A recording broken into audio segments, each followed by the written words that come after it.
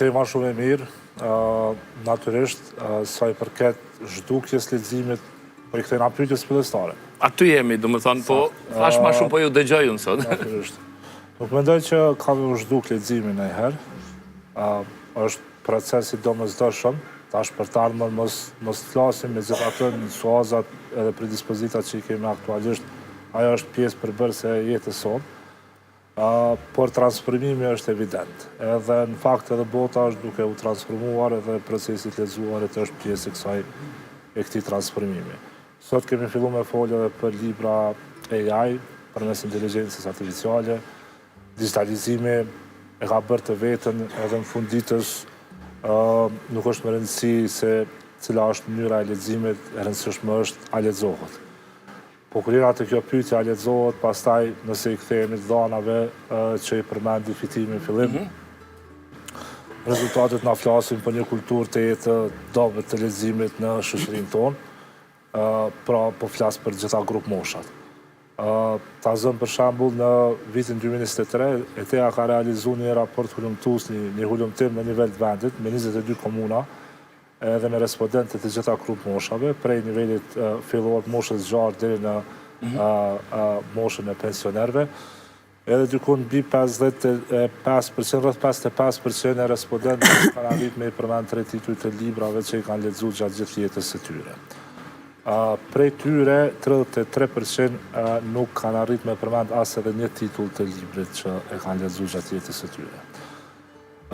Kjo gjendje pak a shumë është edhe në nivelin shkollor, në të gjitha nivelet, nivelin e fillor, të mesëm tullt edhe të mesëm të lartë, po ku qalon më shumëti, ose ku këtu rezultate bëhen më alarmuese është niveli mesëm i ullt, klasa 6-9, aty nxënësit deri në mbi 70% e tyre nuk arrin me i përmend 3 tituj të librave, edhe pse janë pjesë e një procesi, e një ambienti ku libri është, si me thonë, përbën faktorin kryesor gjatë kohës që ata kalojnë në shkollë.